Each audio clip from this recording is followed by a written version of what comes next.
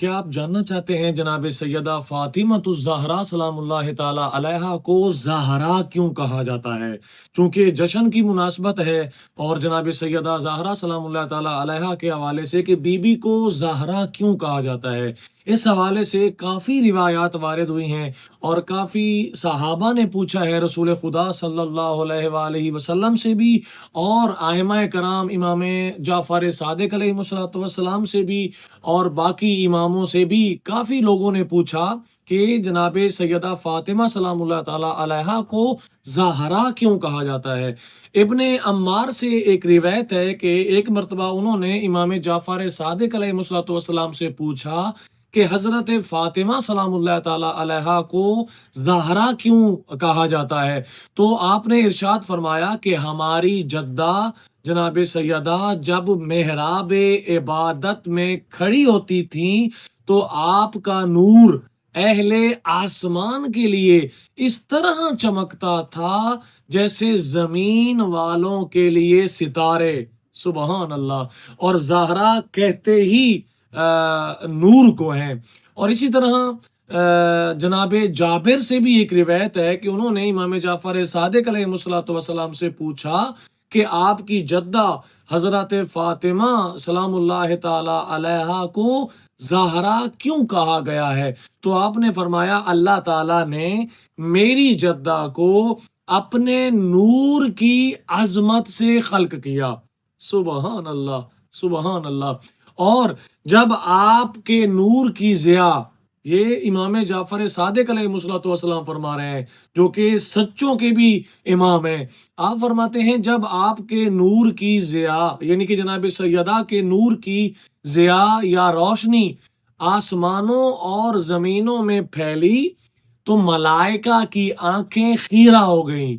यानी कि इतना ज्यादा नूर था कि मलाइका की आंखें खीरा हो गईं और वो सर बसजूद सजदा करके अल्लाह ताला से कहने लगे, ए परवरदिगार, ए हमारे मालिक, ये कैसा नूर है? आखिर इस नूर को क्या कहते हैं? आखिर ये नूर किसका नूर है?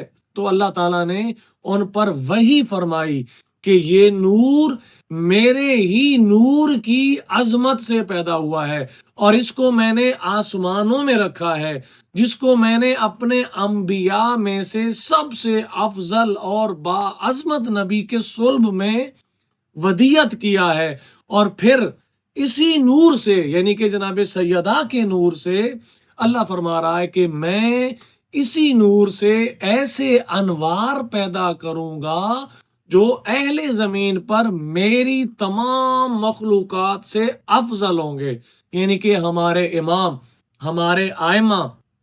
और फिर क्या फरमाया, जो मेरे दीन हक की तरफ लोगों की हिदायत करेंगे और वही मेरे नबी के खलीफा और वसी होंगे।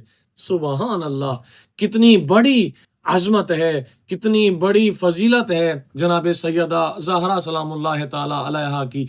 तो इस रिवायत से पता चलता है ना सिर्फ जनाब सैयदा की बल्कि जिस नूर से जनाब सैयदा को खल्क किया गया उस नूर की भी बहुत बड़ी अजमत है। एक शख्स है जनाब अबू हाशिम, वो इमाम हसन अस्करी अलैहिस्सलातु वस्सलाम से सवाल करते हैं कि जनाब हजरत फातिमा सलामुल्लाह ताला अलैहा का नाम ज़हरा क्यों रखा गया? तो इमाम हसन अस्करी अलैहिस्सलातु वस्सलाम जवाब में फरमाते हैं कि मेरी जद्दा माजदा जनाब सैयदा का चेहरा अनवर हजरत अमीर अल मोमिनीन अली इब्न अबी तालिब अलैहिस्सलातु वस्सलाम के लिए चमक उठता था, सुबह के वक्त चमकते हुए आफताब की तरह। सुबहान अल्लाह। और गरूब आफताब के वक्त कौकबे दुर्री की तरह। सुबहान अल्लाह।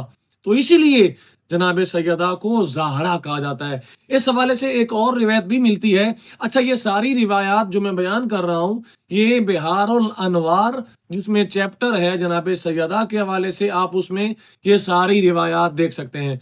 एक और रिवायत मिलती है कि जन्नत में जब मोमिनीन मौजूद होंगे तो वो एक रोशनी देखेंगे, एक नूर देखेंगे जो कि पूरी उस जन्नत में छा जाएगा।